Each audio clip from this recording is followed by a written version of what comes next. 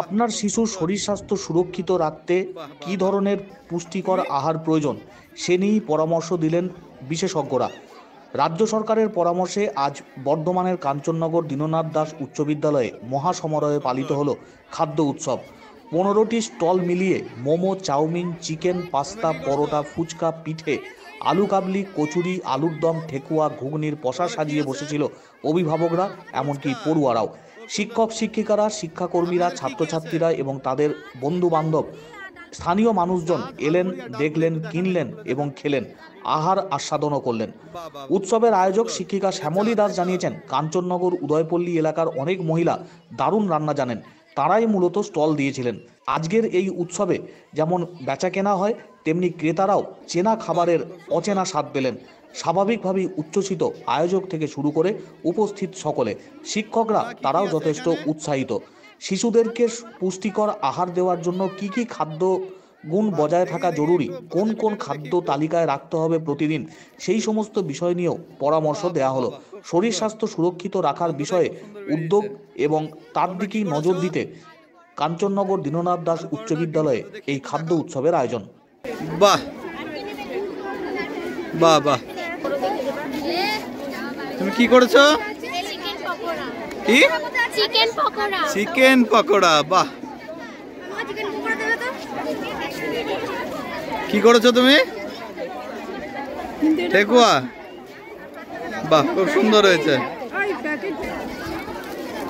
কি আছে এখানে? কই দেখি, একটু খুলে দেখাও। বাহ, ঘুগনিটা খুব সুন্দর হয়েছে। আর মালপোয়া। বাহ বাহ।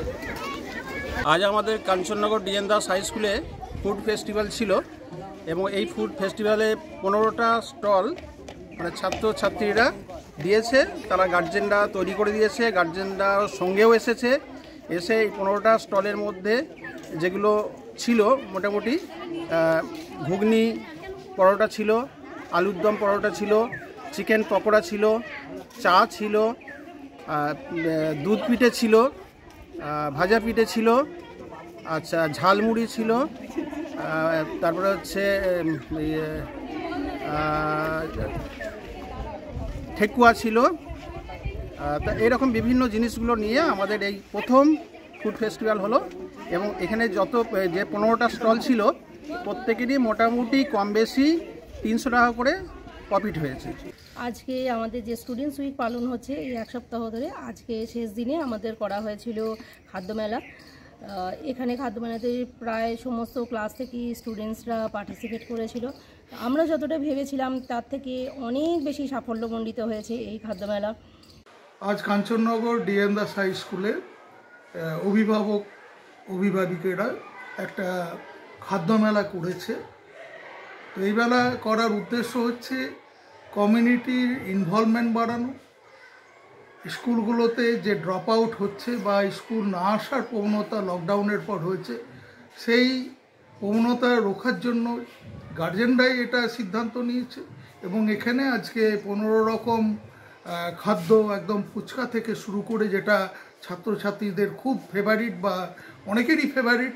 তো স্বাস্থ্যকর ফুচকা কিভাবে তৈরি হয় এবং ফুচকা থেকে শুরু করে ডিম সেদ্ধ এবং চা, কফি থেকে শুরু করে সমস্ত কিছুই আমার 15 জন গার্জেন এবং আমার 3 জন ছাত্রী খাদ্য নিয়ে আজকে স্টুডেন্টদের মাঝে বসেছে।